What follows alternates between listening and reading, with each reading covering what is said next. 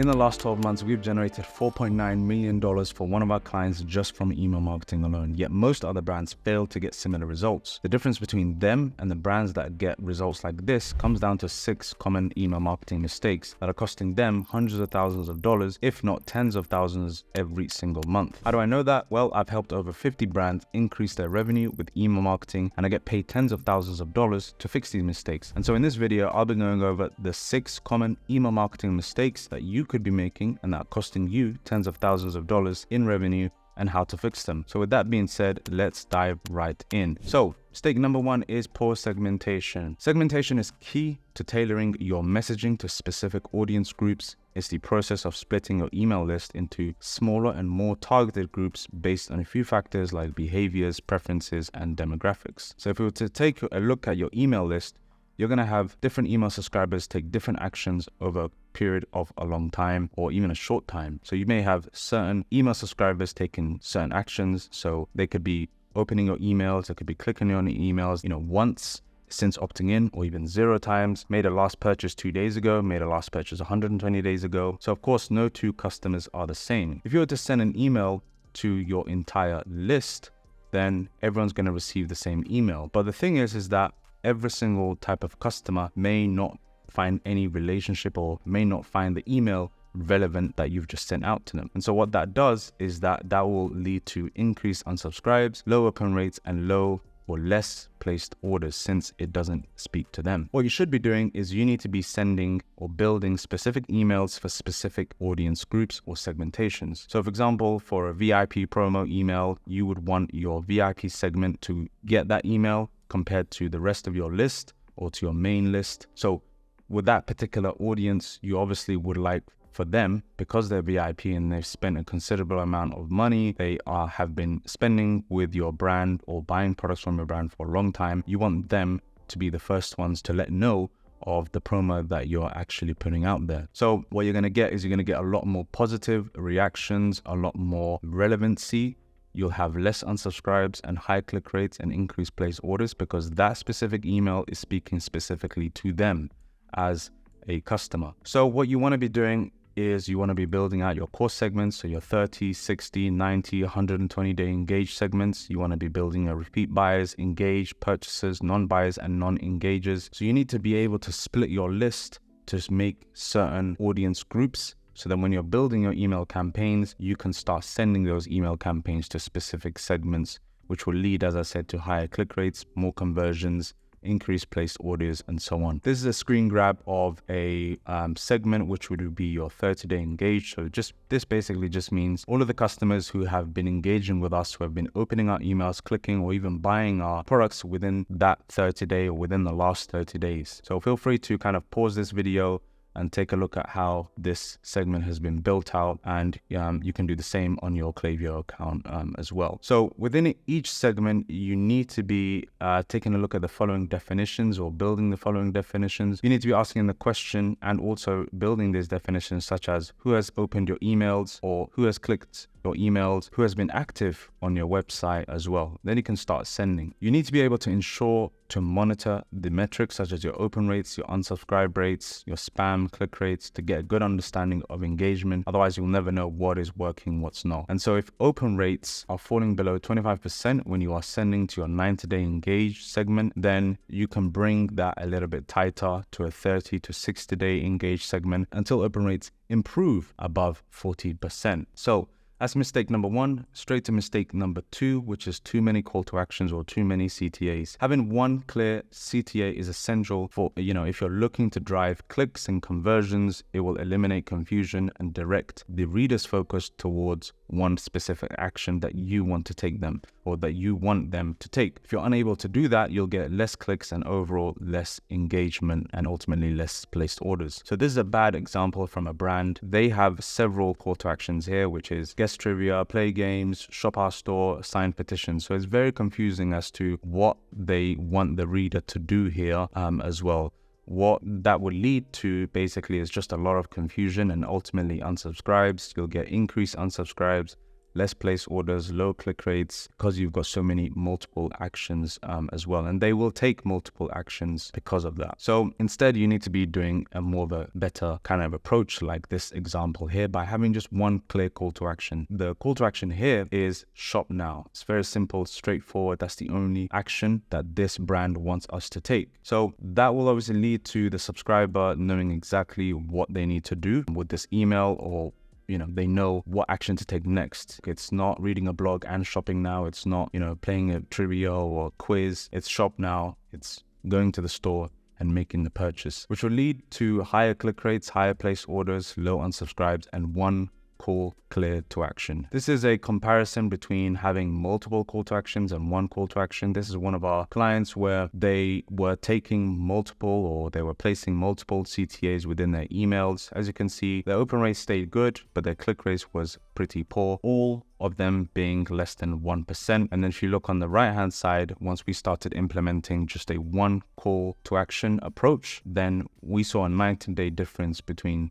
the click rates almost immediately. So that's point number 2, or mistake number 2. Mistake number 3 is not sending enough emails. So if you're only sending once or twice a week to your email list, you'll see decreased engagement and a total loss of momentum. The biggest brands out there are sending anywhere between 3 to 5 emails per week. And so you're literally throwing money away by doing this and by not sending enough emails. And the most successful brands are frequently sending anywhere between, as I said, 3 to 5 emails per week across a range of segments, and are ensuring to keep their brand top of mind for the readers. So if you were to look at, for example, a customer, they're looking particularly for a supplement to help with their endurance. They come across 2 brands that offer the same supplement that can help with their problems. Let's say we've got brand A and brand B. Brand A is sending 3 emails per week, and the range of topics they have is, educational campaigns, promotional campaigns, how-to guide campaigns, FAQ campaigns, blog related. They're on top of mind. They're constantly in the inbox of this particular customer. And so because of that, they're more likely to take action on any one of those emails that they're getting in let's say, a 1 week time frame, compared to brand B sending only 1 email a week. It could be the same range of topics that they're sending, but they're just sending less of them every week because they're only sending 1 a week, right? So there's a likelihood that this particular customer is going to be less likely to engage and less likely to even place an order, because they're just not seeing enough of that particular brand within their email inbox compared to brand A, right? So that is mistake number 3. Mistake number 4, not list cleaning. The amount of times I've come across brands who don't take care of their list, who have a number of different emails, fake emails, bounced emails, all continuing to send to those types of customers, is astronomical. And this should actually be, mistake number 1 as opposed to mistake number 4. So you must be able to keep your email list clean. It will ensure that you're targeting engaged subscribers, which will lead to improved deliverability and response rates. And brands are often neglecting list hygiene and allowing inactive or disengaged subscribers to remain on the list, which is resulting in poor open rates and higher bounce rates. And worst of all, you're still paying providers like Klaviyo, SendLane, and others to continue to send emails to these subscribers. And there's nothing worse than sending emails to subscribers who are no longer engaged with your brand. So if we look at 2 brands, brand A, which is sending, an email to their list, they're getting a 24% open rate because of subscribers who have fake emails, subscribers who have bounced, or, their email no longer exists, and subscribers who have last opened their email 147 days ago. All of these things contribute to a low open rate. And on top of that, they're not excluding any of these segments or excluding any of these types of subscribers from their email list. If you compare that with the right way of doing it, which is brand B, they're sending an email to their list, which should specifically to an engaged segment. And this is where segmentation comes in, because you should, as I said in mistake number 1, you should be splitting your audience to specific groups. And as I mentioned, 30, 60, 90 days. So they're sending an email to an engaged list, and that engaged list contains subscribers who have opened the emails quite recently. So say 26 days ago, last purchase 3 weeks ago, email clicked quite recently. And on top of that, they are excluding all of the bad emails, or I should say all of the non-engagers, non-purchasers, non-openers, and things like that. That will then result in your emails having higher open rates because of the quality of who you're sending to is much better. So here's an easy list cleaning process. You could start off with creating an unengaged segment. You want to include subscribers who are non-buyers, non-engagers, and not active on your site in the last 8 to 12 months. And anyone that fits that criteria or that segment, we can include them into a sunset flow. There's two things that are going to happen when customers go through the sunset flow. They're either going to be suppressed if they don't engage with the flow or if they complete the flow, or we can remove them from the sunset flow if they engage with our sunset flow. And so this is an easy way of really purging and keeping your list hygienic and maintaining the quality of your list by building a sunset flow, which is actually what I call a list cleaning flow. So that's mistake number 4. Mistake number 5 is no collection of zero-party data. So collecting zero-party data in your email marketing will provide you with much needed insights about customers directly from the customers themselves. You'll be able to better personalize your content that would directly speak to your customers' wants and needs instead of just guessing what they may want or what their pain points are. So you'll be able to deliver tailored recommendations, offers, and content that actually resonate with that specific customer. So what I mean by zero-party data is, for example, if you were a skincare brand and let's say you had a pop-up form, you're collecting your email and SMS, but also at the same time, you're collecting other information such as what is the type of skin you have, what are the problems you're facing, right? So gathering more data other than just kind of email and, SMS and name. We're gathering other types of data, age, gender, and so on. But you get the point, right? So if we were to move them into generic flows, generic campaigns like this example here, they receive the welcome flow of highlights of bestseller. That would seem interesting to the customer most likely, but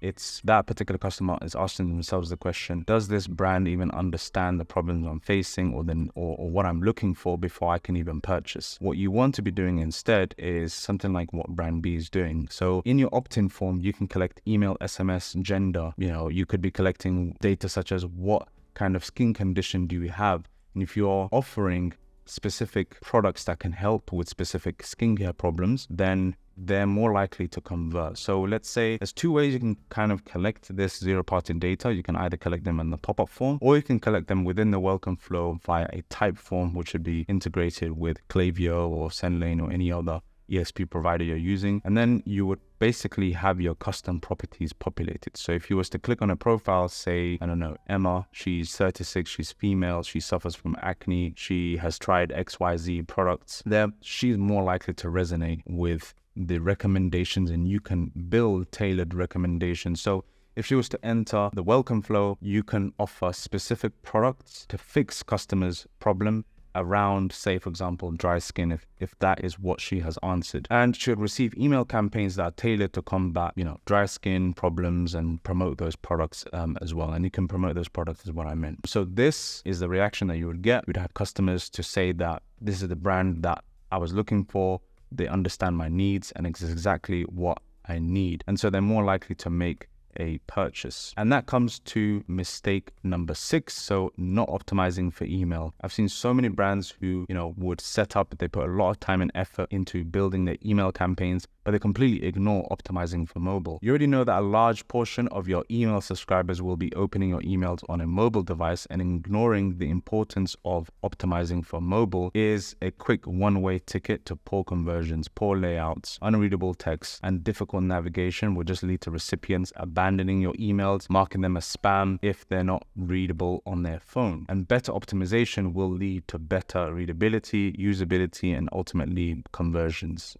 So brand A, let's say they were to send an email, they're not doing a good job of actually previewing this email on mobile. They've got irregular fonts and sizes, image distortion. You're going to get a bunch of your email subscribers just be super confused as to what they're actually reading, emails landing in spam, and also the algorithms of emails providers such as Yahoo, Google will actually detect all of this stuff anyways, which will ultimately have your emails landing in spam instead of the inbox. And you will have your email subscribers unsubscribe just because the email has been just put together so badly, right? Which will, of course, have a knockoff effect on conversions. And then you've got, brand B that's taking the right approach. So previewing emails on mobile before it's sent and making sure and adjusting fonts and images for mobile, specifically for mobile platforms, and optimizing spaces between elements. And this is definitely the approach you want to take. So what you want to do is have procedure in place where with every single email that you're sending, you're making sure that it's optimized for mobile. So this is kind of the reaction that you'll get, and you'll get a lot more positive engagement. You'll have your emails land in the inbox, high engagement, and ultimately